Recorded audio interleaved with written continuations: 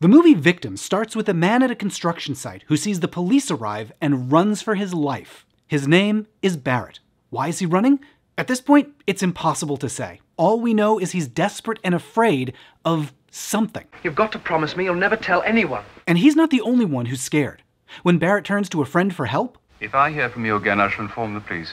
Do you understand? Why is he so tense? What does he know that we don't? When Barrett turns to another friend... You look at me as if you hate me. That's a very good guess. What happened between them? It's a mystery. But with everyone afraid to be seen with Barrett, he's running out of places he can turn.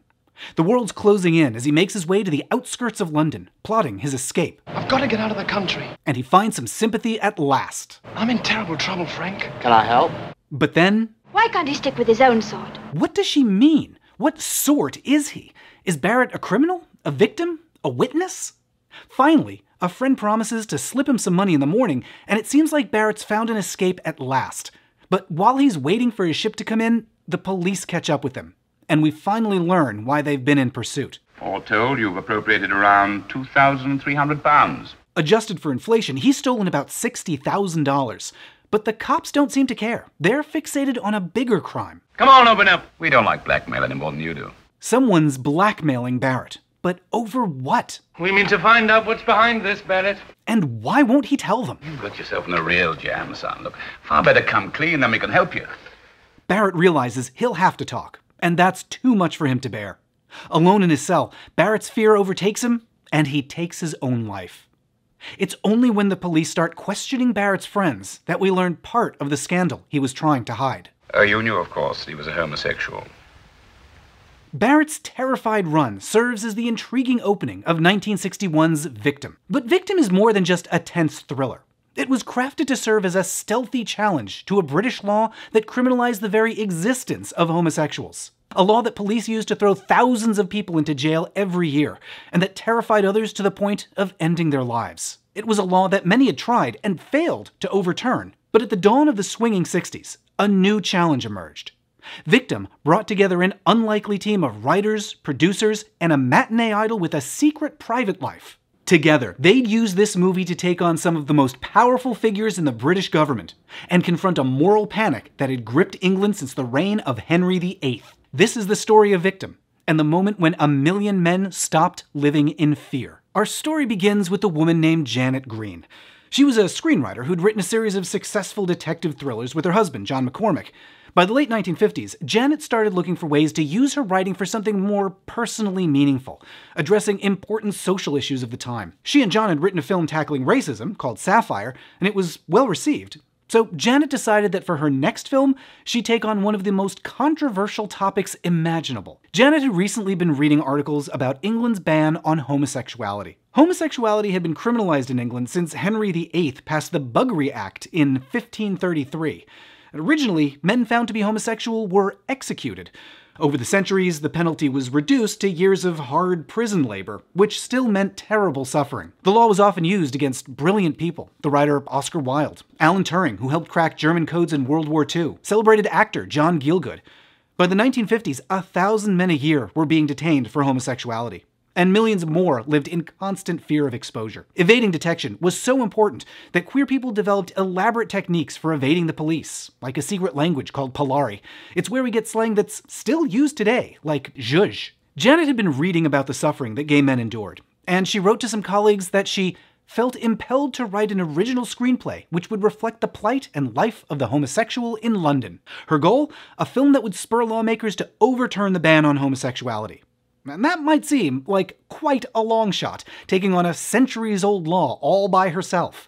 But Janet wasn't doing it by herself. She knew just the people to approach with her idea. She made Sapphire with a director named Basil Dearden and a producer named Michael Relf, and she knew they were eager for more ambitious topics. They immediately got what she was going for. One of them wrote to Janet, "What I think we were trying to say is that the homosexual is deserving of our understanding." Simple as that seems, it was a revolutionary idea for the time. And as luck would have it, Dearden and Relf had a company that could produce a film with just that message. An independent studio called Allied Filmmakers that they'd founded with their friend, the actor Richard Attenborough. And you might not recognize him here, but you probably know him as John Hammond from Jurassic Park. We have a T-Rex. So now a team was coming together to make a film that could challenge this unjust law. But it was going to be tough. British films never acknowledged homosexuality. For example, one recent movie called The Trials of Oscar Wilde had danced around the topic, even though homosexuality was the whole reason he was put on trial. Instead, the film presents him as a passionate lover of women. When I married you, I didn't believe it was possible to love anybody more than I loved you. And the accusation simply a misunderstanding. The importance of being honest. The importance of friendship. A far cry from Stephen Fry's interpretation. Not only was it going to be hard to talk about homosexuality, but Janet and her colleagues knew that taking on this topic could make them some powerful enemies. Starting with the British Home Secretary. He was a man named Sir David Maxwell Fyfe, not to be confused with Barney Fife. And Fyfe hated homosexuals. He'd recently promised a new drive against male vice that would rid England of this plague. He gave furious speeches about how homosexuals were exhibitionists and needed to be put in jail to protect children. He directed the police to crack down on gays wherever they were. And he wasn't alone. Politicians of the time loved giving speeches about how homosexuality was harmful. Although, when pressed, they struggled to identify any specific harms. The Earl of Winterton declared that homosexuality was ruining British theatre. The theatre is certainly not what you'd want. And unfortunately, the public accepted that rhetoric as truth. Public opinion in the 1950s was strongly opposed to homosexuals and to reforming the law. That was fed by misinformation from so-called experts. At the time, it was the position of the British Medical Association that homosexuality could be acquired, and many doctors believed that it was infectious. The Medical Association endorsed gay blood tests. One doctor claimed that you could identify homosexuals on sight because they lacked body hair. Evidently, he was never invited to underwear night at the Eagle. That public fear was great for politicians, who could use the language of disease to whip up outrage and convince the public that they needed protection. And that worked for centuries to keep the law in place. It was essentially a 400-year-long moral panic. And those politicians wouldn't take kindly to a film suggesting that the law should be overturned. But they weren't the only obstacle. Janet and her team also needed to be careful about the film censors, who were on the lookout for anything that might come off as gay. At the time, England's chief film censor was a man named John Trevelyan. After he caught wind of what Janet was planning, he sent a strongly worded letter. To the great majority of cinema-goers, homosexuality is shocking, distasteful, and disgusting. If they absolutely had to make a film about a gay man, he told Janet, I would like this film to be essentially a story of his tragedy. And censors were even more aggressive in the US. Over here, a quasi-industry organization called the Production Code Administration, or the Hayes Office, banned any explicit mention of homosexuality. On those rare occasions that it was hinted at, it had to be punished by the end of the film. The producer, Ralph, noted how onerous that made their job.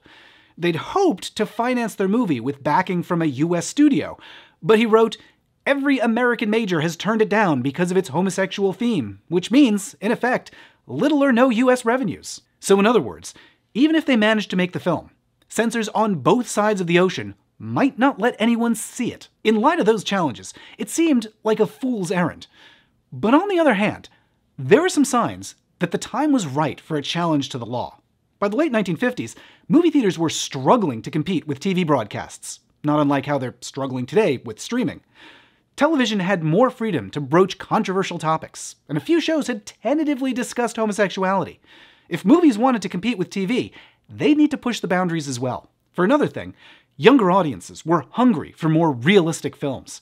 That was reflected in the emerging British New Wave, movies shot on location, taking on controversial issues with realistic performances. Those films also featured daring actors who were willing to take on edgier roles. Many would go on to be recognized as giants, like Richard Burton, Laurence Olivier. And there were others who might not be household names, but still left a big impact on culture, like Hermione Baddeley, who you probably know from Mary Poppins. If the Victim team could attract the right, brave actors to their project, their film could be what audiences were ready for. Another thing working in their favor, at the time, there was renewed public interest in reforming the law. A few years earlier, a British lord had been arrested for kissing an airman. It was a huge scandal. He was imprisoned for a year, just for a kiss. It was only a kiss. It was news coverage of his trial that had partially inspired Janet Green to write Victim. It also inspired some politicians to push for legal reform. In the mid-50s, they formed a group known as the Wolfenden Committee to review the law, and ultimately they recommended that it be repealed.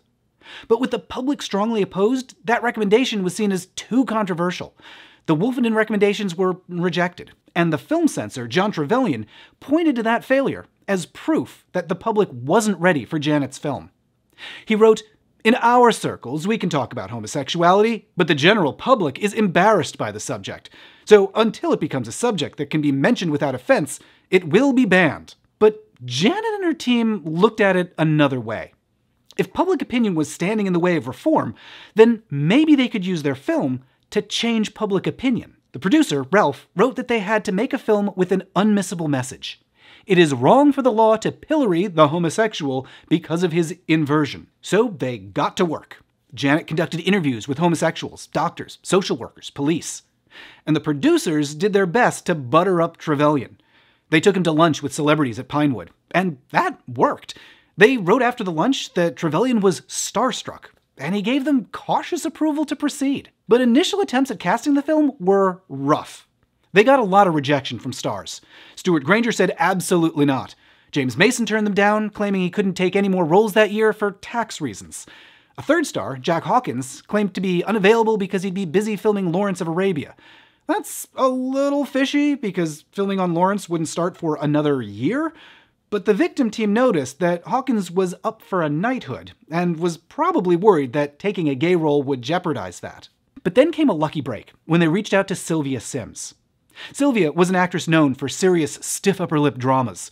She was deeply respected, a BAFTA winner, and she was interested in joining the project. Sylvia had her own personal reasons for wanting to overturn the law. For one thing, she was friends with John Gielgud, and she was furious that he'd been arrested for homosexuality a few years earlier. She also had a family friend who was accused of homosexuality, and not long after, died of suicide. Sylvia saw what they were trying to do with Victim, and she immediately signed on. They got another lucky break when the producer Ralph reached out to an actor he'd worked with before, Dirk Bogarde. Dirk was a huge matinee star. He was known as the idol of the Odeons. He'd played leading men for years in films like Doctor in the House, A Tale of Two Cities. Usually, he played a pretty face, in roles that were not exactly challenging, but Dirk was getting bored of those parts. He wanted to shake off the pretty boy image and take on a more serious role. Victim could be just the opportunity that he was looking for. The movie attracted Dirk for personal reasons, too. His manager, Tony Forwood, was secretly also his lover. To the outside world, they posed as heterosexual colleagues who just happened to live together for business purposes, and were close personal friends of Judy Garland. But to close friends, there was no pretense. They were simply known to be a warm, loving couple. They were even on good terms with Tony's ex-wife, Glynis Johns, who you probably know as the mom from Mary Poppins. I don't know why Mary Poppins keeps coming up in this video. And a side note, many of the actors in Mary Poppins had personal lives and careers that were surprisingly adventurous and often queer. From drag performances to bisexual husbands to the time the First Lady of the United States caught Julie Andrews making out with Carol Burnett in an elevator. We don't have time for those stories here, but if you want to know more, I'm posting bonus videos on Patreon with all the details. Dirk was interested in taking the lead role in Victim. But for a gay actor, playing a queer character was like playing with fire. Other closeted actors had taken on roles with gay undertones. Rock Hudson played characters who were mistaken for gay or danced around with innuendo. Well, there are some men who just, they're very devoted to their mothers. You know, the type that likes to collect cooking recipes or exchange bits of gossip. But Rock's characters always turned out to be heterosexual in the end. Victim was different. Dirk would play a character who was unambiguously queer. This was far riskier than what other actors of his stature were willing to do. When one of Dirk's friends, the director Ralph Thomas, heard what he was planning, he didn't pull any punches. He said this would ruin Dirk's career. So he faced a tough choice. On one hand, if Victim was successful, it could help eliminate a law that threatened people exactly like Dirk and Tony. But it could also expose them to more scrutiny, or even blackmail themselves. Ultimately, he decided that risk was worth it. He said yes, and he joined the team. Production got underway in January of 1960 with a monumental goal: toppling an unjust law that had survived for over 400 years. There were a lot of forces that had kept that law in place. Politicians scapegoating queer people, public fears of gays as some amorphous threat, misinformation, out-and-out lies. Countering all that was going to require that this film depict homosexuals in a way that most people had never seen them before. So here's how they did it. The first job was to show audiences just how much suffering the law caused. That's what the audience sees from the first moments of the film, although they don't yet know the cause. All we know is that a young man named Barrett is at work, sees the police arrive, and immediately runs. This opening does double duty.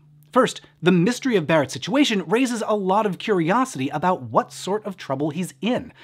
And then there's a second mystery. When he begs friends for help, why do they react so strongly? Like his roommate who agrees to help him but takes great pains to avoid being seen. And then there's a bookseller who takes Barrett into a back room and then refuses to help. For God's sake, get out! A friend who works at a car dealership refuses as well, and he tries to stay calm, but the camera lingers on his fidgeting hands. And when Barrett encounters a couple that he knows... If Jack wants a shakedown for the night, he's welcome. No. I told you last time he came I wouldn't have him anymore. And the most hostile reaction of all comes from a lawyer. Barrett, if I hear from you again, I shall inform the police. As it's written, we don't know why these people are scared. Just that something is striking fear across a broad cross-section of British society. From working-class folks like the roommate, to middle-class like the car salesman, to the upper-crust lawyer. It's like a monster movie where you can't see or even talk about the monster. At least, not yet. And there's another important element. For this first half hour of the film, we're seeing almost everything from Barrett's point of view. The camera's close to him, making it feel like we, the audience, are going through what he's going through. And for most viewers, that creates a feeling of sympathy for Barrett. Even if he's committed some kind of crime, we want to see him get away with it.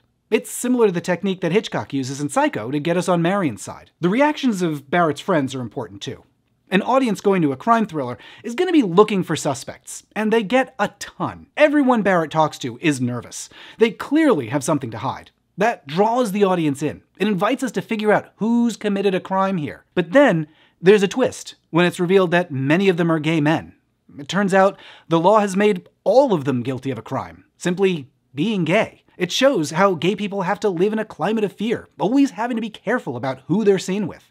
They face that constant risk of being rejected, losing their livelihoods, getting blackmailed, going to jail, facing violence. So from the very beginning of the film, we can see that something is causing a lot of people harm, even though we don't yet know what it is. For audiences of 1961, this would have been pretty astonishing.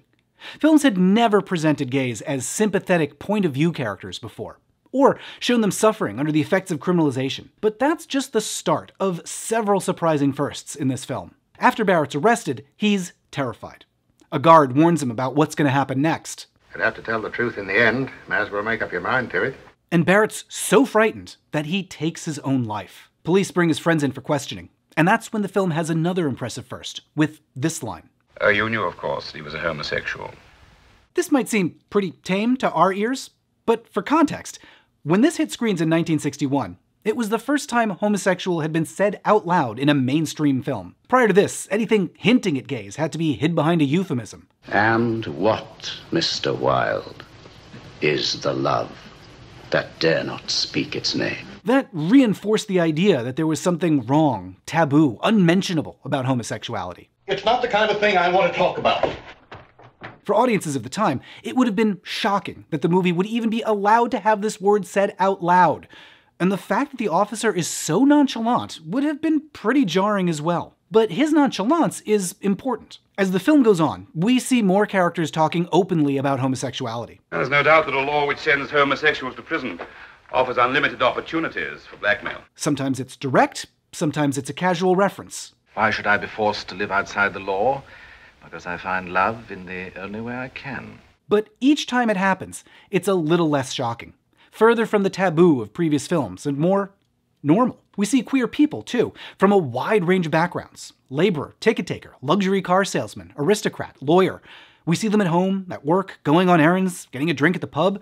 They seem like familiar people you might see in any other film, or in your real life. Compare that to how gay characters had been depicted before. In earlier films, gatherings of queer people were vanishingly rare. They were usually shadowy, dangerous. In part, that's because, just like homosexuality, gatherings at places like gay bars were against the law, and they had to exist as secret hideouts. But in Victim, when a group of queer people grab a drink together, it's pleasant. There's a warm, friendly atmosphere. It looks like any other afternoon at a pub. Making gay people seem familiar was exactly the intent of the filmmakers. In one memo, the producer Ralph reminded screenwriter Janet Green of their message. The homosexual is a human being subject to all the other emotions of other human beings. And the director, Ralph Dearden, wrote that they should make sure the gay characters are different in only one respect from heterosexuals. And remember, at the time, the public was getting a highly distorted idea of what queer people were, often from doctors and politicians, that they're dangerous, diseased, exhibitionists. But when you compare those claims to the people that we see in this film, treating this timid hairdresser like a scary threat just seems ridiculous. Another important aspect of Janet's strategy had to do with the movie's hero. Dirk Bogarde, the idol of the Odeons, plays a lawyer named Melville Farr. He's got a successful practice, he's about to get a special government designation as Queen's Counsel. That's a real legal thing in the UK, not gay slang. Mel has a loving wife, a posh home, he does philanthropy in his spare time, and when we meet him, Mel's just decided to take on a client who can't pay very much, but Mel says the money doesn't matter. Someone needs his help, so he's going to help them. He's presented like a Atticus Finch character in To Kill a Mockingbird. The most important thing in his life is justice and doing what's right, even if it comes at personal cost. Dirk Bogarde tended to play heroes, and Mel's no different. Or at least, he seems no different at first. When Mel learns of Barrett's death, he's stunned. He says he worked in the same neighborhood as Barrett, sometimes gave him a lift home. He resolves to find the blackmailer and bring them to justice. It's kind of valiant heroism that audiences would expect from a Dirk Bogarde character. But what they wouldn't expect is Mel's real reason for getting involved. As Mel pursues every lead he can find, his wife Laura starts to suspect there's something strange about her husband's obsession with the case. She presses him for an explanation. It takes two to make a reason for blackmail. Were you the other man? And that's when Mel reveals they were more than just friends. In an early draft of the script, Mel confesses that he and Barrett were physically intimate. The censor, John Trevelyan, made them take that out, but the dialogue that remains is still pretty clear. I stopped seeing him because I wanted him. Do you understand? Because I wanted him! It's an amazing performance, and that line was actually added by Dirk Bogarde. He wanted to make it as clear as possible that Mel desired other men, and to show that it pained him to say the words out loud. When you look at Victim as a challenge to the law against homosexuals, making Mel a lawyer is a fascinating idea, for a couple of reasons. Before this, queer characters in movies, when they appeared, were generally violent criminals, outcasts, low status. Don't forget, plenty of room in there. Oh, sir, here's where you need the room. Such a muscle. Seldom leads and never heroes. But Farr's an extremely virtuous man. People look up to him. And yet, the mere fact that he desired another man means he's a criminal. And that's plainly absurd. For another thing, making Mel a lawyer provides an inside look at the harm that the ban causes. As he searches for the blackmailer, he discovers other men being blackmailed. Other men living in fear of being found out. I can't help the way I am, but the law says I'm a criminal. I've been to prison 4 times. I couldn't go through that again. And now he faces a tough choice. Whether to side with the justice system that he's dedicated his career to, or whether to side with people who he can see are being harmed. And it's a great idea from a dramatic perspective. Mel's investigation puts him at terrible risk because he soon attracts the blackmailer's attention. He's in an especially precarious situation because if the truth gets out about him, it could mean the end of his career as a lawyer and the end of his marriage. Mel's wife, Laura, becomes a crucial character as the film goes on. She's introduced as a kind, intelligent person with a career working with children who have special needs. Not only does Laura figure out why her husband is so interested in this case, she also has surprising dialogue in which we learn she knew Mel had a close relationship with a man before they were married. It's Phil Stainer all over again. No. You felt for him what you felt for Stainer. She knew about Mel's past, and she chose to marry him because she thought that was behind them. Now, the news about Barrett throws her into a crisis. She questions whether Mel truly loves her. You haven't changed. In spite of our marriage and your inmost feelings, you're still the same. Not only that, but the blackmailer decides to send them both a message.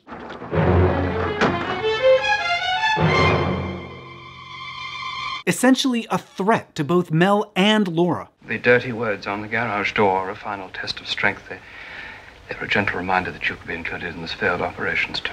At this point, it might seem like Laura has plenty of reasons for siding with the law against homosexuality, and for turning her back on Mel. I feel completely destroyed. Mel even says that if she wanted to leave, he'd understand and would make it as easy for her as possible. And I've taken enough away from you already. When I come home, I shan't expect to find you there. Leaving him would be easy for her to do. The film makes a point of showing that Laura has her own career, that she has a wealthy family that wants her to leave Mel. You're young enough to start again. Clear off. Leave Mel to fight this battle on his own. It would certainly be the expected thing for her to do, but Laura takes some time to consider. In spite of everything, I can't stop loving him. And when her brother criticizes Mel... Is he going to sit on the bench knowing that he himself has covered up a serious crime? But he's done nothing, I tell you. She comes to Mel's defense. But she's not just thinking about what's best for Mel. She's also thinking about what's best for her. There hasn't been a day that I haven't thanked God for you. Mel, I'm not a lifebelt for you to cling to. I'm a woman, and I want to be loved for myself. The fact that she's genuinely wrestling with what to do makes her ultimate choice all the more meaningful. If he was alive and standing beside me, who would you choose? You've had your answer to that. But he's still in your heart. While Laura's trying to make up her mind, Mel tells her he's decided to cooperate with the police and try to catch the blackmailer. I believe that if I go into court as myself, I can draw attention to the fault in the existing law. It's the only way to set an example and challenge the law. But it'll also mean testifying and outing himself in the process. They're going to call me filthy names. My friends are going to lower their eyes, and my enemies say they always guessed. If she stays, Laura's life will become pretty difficult as well. You mean you can't avoid being destroyed, whichever happens? Yes, I do, Laura. And I don't want you to be destroyed with him. And in the end, she agrees that for her own safety, it's best if she steps away. But she's also thinking about what she'll do after the scandal dies down. Shall I come back? You must have time to... You must have time to decide that for yourself. She knows coming back won't be easy, but she believes in what Mel's doing. I'm going to need you so desperately. Need? That's a bigger word than love. Suddenly I feel very strong. Strong enough? I think so. Laura's decision shows how challenging an unjust law takes personal sacrifice. That doing the right thing might come at a cost, but it's worth it. And without accepting that cost, nothing will change. Her decision to support her queer husband is incredibly unusual for a movie character of the time. But she's not the only person in Victim to respond with unexpected compassion. That's part of one more technique that the filmmakers use to push back against the law. Sometimes that comes in dialogue about bigotry in general, like with this bartender. I hate the bloody guts. Hey! Watch how this woman who's friends with the gay men pushes back, with a response that's pretty compassionate for the time. They're just not quite normal, dear. What's it matter to you? And other times, the film's much more direct about addressing why the law is bad. When two cops are talking about it... There's no doubt that a law which sends homosexuals to prison offers unlimited opportunities for blackmail. Throughout the film, numerous characters express hostility to gays and support for the law, and then other characters take the opportunity to refute what they just said. Nowhere is that clearer than when Farr helps the police set up a sting to catch the blackmailer. It works, and the police discover there are actually two blackmailers, who are in it for very different reasons. One is a sly, calculating man named Sandy, who's in it for easy money.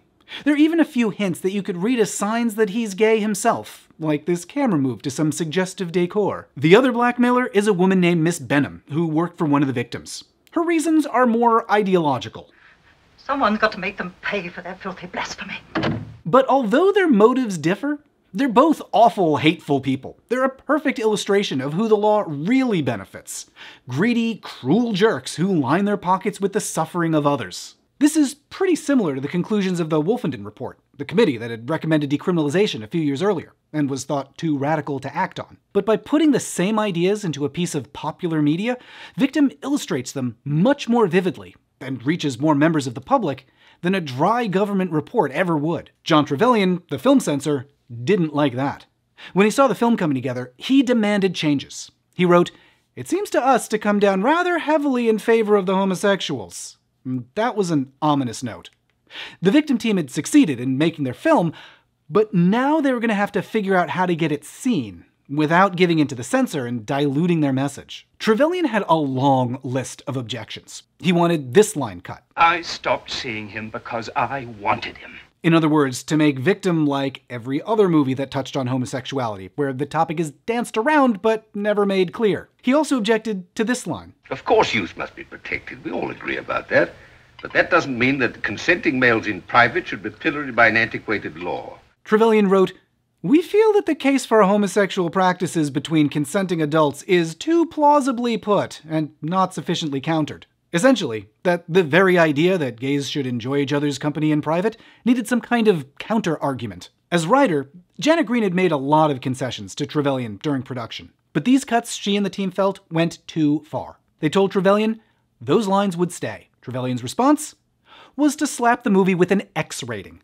Now, a British X back then didn't mean it was pornographic, just that the movie couldn't be shown when children were present. That might not seem like such a big deal, since this really isn't a movie that a lot of kids were likely to be interested in anyway, but it was still a setback. It meant that some theaters would just rather not show it at all than have to check the age of every ticket buyer. And over in the US, the fight with censors was even rougher. In America, the Production Code Administration had a long list of strict rules about homosexuals. Victim flew in the face of just about all of them, starting with the PCA's ban on sex perversion.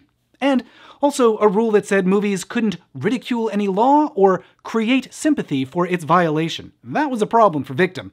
The whole purpose of the movie was to create sympathy for the victims of the law. Another problem, the PCA required that criminals, which would include homosexuals, get punished in the end and have their actions condemned. But in Victim, Farr isn't punished, at least not on screen. There's an expectation that he'll suffer in some way, but we don't actually see what happens. And as for condemnation, Laura's brother has some harsh words. Look how he's behaving now. What's happened to his integrity? But Farr's legal aid gets the last word on that topic. I've believed in your integrity for 10 years, sir.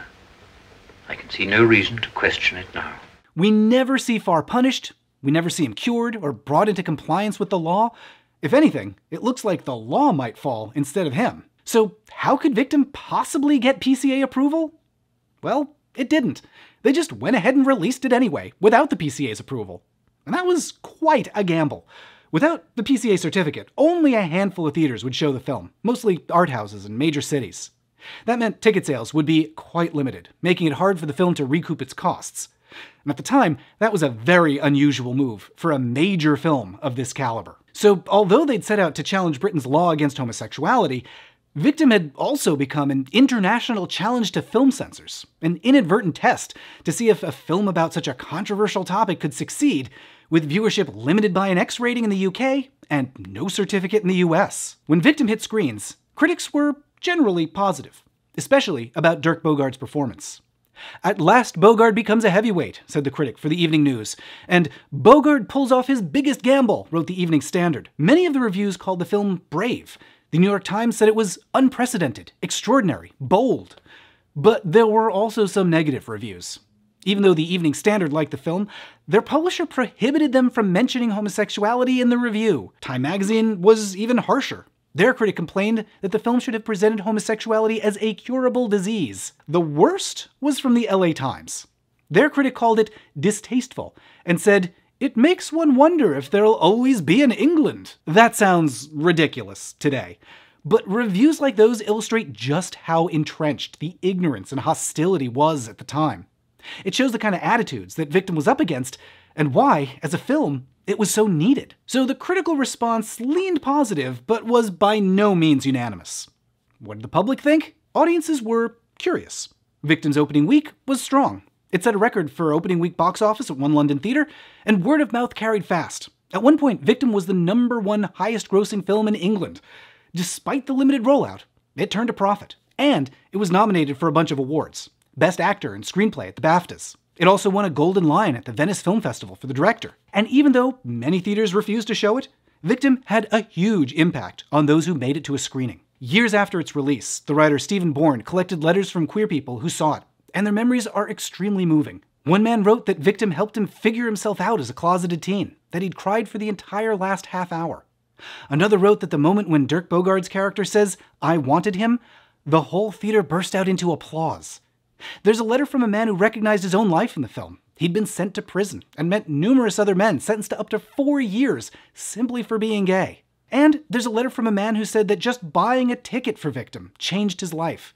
that walking into the theater was his first act as a gay man. He considered seeing Victim to be his coming out. But one of the most significant letters is from a viewer who recalled a coworker seeing the film and saying afterwards that she thought the law needed to change. And she wasn't alone. When Victim came out in 1961, about 43% of the public favored reforming the law. But within just a few years, that had risen to 68%. Now, that wasn't only because of Victim. There were also activist groups like the Homosexual Law Reform Society pushing for change.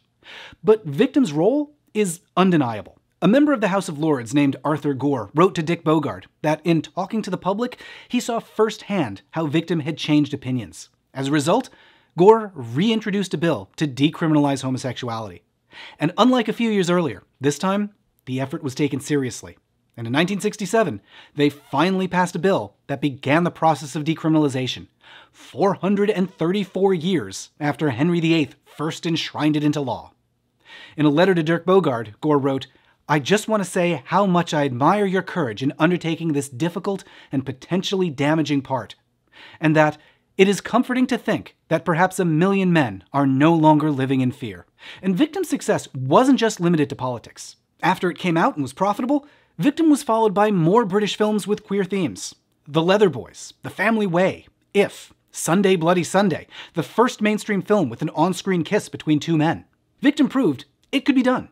It invited more queer stories to be told. It opened a door that hasn't closed since. But things didn't go as smoothly for Dirk Bogarde. In the years that followed, offers dried up.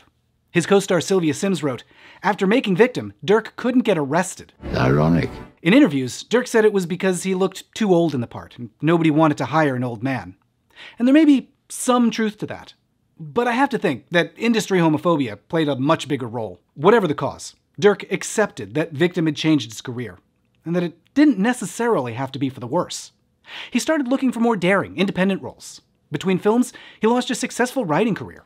And he treasured the letters that flooded in from gay viewers to the home that he and Tony shared for the rest of their lives. In later years, looking back at all that Victim had accomplished, Dirk called it the wisest decision I ever made in my cinematic life. So what made Victim such an effective challenge to the law? There's a couple factors. Showing the harm of criminalization, normalizing what was once taboo, humanizing gay men, rebutting the bigotry of the time. But I think everything that works so well about the movie can be boiled down to the title. Calling the film Victim makes a clear statement that someone's been harmed, someone is the victim, and it invites the question, what's the crime? At first, it seems like the crime that's been committed is Barrett's theft. Then it seems like the crime is homosexuality. By the end, the ultimate crime is the blackmail. The victims are gay people, not just the ones targeted by the blackmailer, but everyone living in fear that they could be next. And while the blackmailers are the criminals, ultimately, the real villain of the film is the law that empowered them.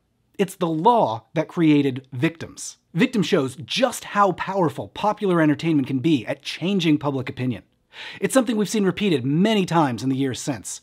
Like in the 1970s, there's an explosion of complex queer characters on American broadcast TV, from All in the Family, to the Jeffersons, to Soap, accepted as neighbors, members of the family, and that had a huge impact on viewers' attitudes. For more about that, you can check out my book, Hi Honey, I'm Homo. Then into the 80s and 90s, films like Longtime Companion and Philadelphia highlighted the lack of protections for people with HIV and helped motivate reforms in that area. Many of those movies and shows did exactly what Victim did. Humanized queer people, showed the harm of unfair laws, and moved viewers' attitudes. Victim demonstrated how mass media can help overturn bad laws. And it shows why it's so important to expose those moral panics and lies for what they are, before we're struck with more terrible laws that'll take centuries to overturn. Now, there's a lot more to say about Victim that I just didn't have room for in this video, like the surprising connections between those early British queer films, Mary Poppins and Star Trek. There's more about the lost gay language of Polari, and a story about Dirk Bogarde's weird uncle who got lost for years in a jungle hunting for orchids. I'll have all those stories and hours more bonus videos over on Patreon. Thanks to Sasha Coward for helping me with interpretation of British history and culture. Check out Sasha's upcoming book, Queer as Folklore. Huge thanks to everyone on Patreon who makes these videos possible. Now, if you'll excuse me, I'm meeting a friend to talk about British culture. You know what's great about you English? Octopussy. Man, I must have seen that movie twice.